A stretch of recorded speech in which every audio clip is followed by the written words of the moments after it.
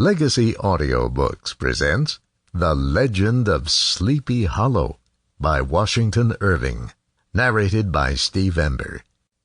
Found among the papers of the late Diedrich Knickerbocker, a pleasing land of drowsy head it was, of dreams that wave before the half-shut eye, and of gay castles in the clouds that pass, forever flushing round a summer sky. Castle of Indolence. In the bosom of one of these spacious coves which indent the eastern shore of the Hudson at that broad expansion of the river denominated by the ancient Dutch navigators the Tappan Zee, and where they always prudently shortened sail and implored the protection of St. Nicholas when they crossed, there lies a small market town or rural port, which by some is called Greensburg, but which is more generally and properly known by the name of Tarrytown. This name was given, we are told, in former days by the good housewives of the adjacent country from the inveterate propensity of their husbands to linger about the village tavern on market days. Be that as it may, I do not vouch for the fact, but merely advert to it for the sake of being precise and authentic. Not far from this village, perhaps about 2 miles, there is a little valley, or rather lap of land among high hills, which is one of the quietest places in the whole world. A small brook glides through it, with just murmur enough to lull one to repose, and the occasional whistle of a quail or tapping of a woodpecker is almost the only sound that ever breaks in upon the uniform tranquillity. I recollect that, when a stripling, my first exploit in squirrel shooting was in a grove of tall walnut trees that shades one side of the valley.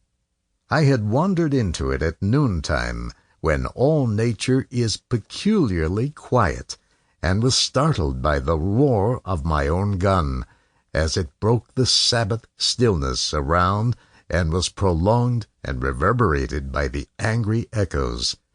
If ever I should wish for a retreat whither I might steal from the world and its distractions, and dream quietly away the remnant of a troubled life, I know of none more promising than this little valley. From the listless repose of the place, and the peculiar character of its inhabitants, who are descendants from the original Dutch settlers, this sequestered glen has long been known by the name of Sleepy Hollow, and its rustic lads are called the Sleepy Hollow Boys throughout all the neighboring country. A drowsy, dreamy influence seems to hang over the land and to pervade the very atmosphere. Some say that the place was bewitched by a high German doctor during the early days of the settlement. Others, that an old Indian chief, the prophet or wizard of his tribe, held his powwows there before the country was discovered by Master Hendrick Hudson. Certain it is, the place still continues under the sway of some witching power that holds a spell over the minds of the good people, causing them to walk in a continual reverie. They are given to all kinds of marvelous beliefs, are subject to trances and visions, and frequently see strange sights, and hear music and voices in the air.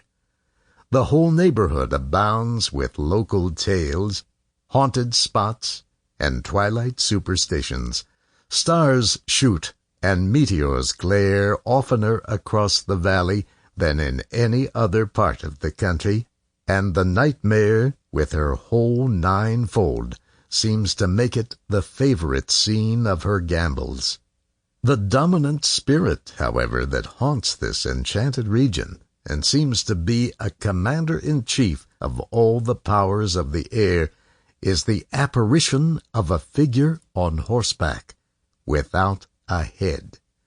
It is said by some to be the ghost of a Hessian trooper, whose head had been carried away by... Sample complete. Ready to continue?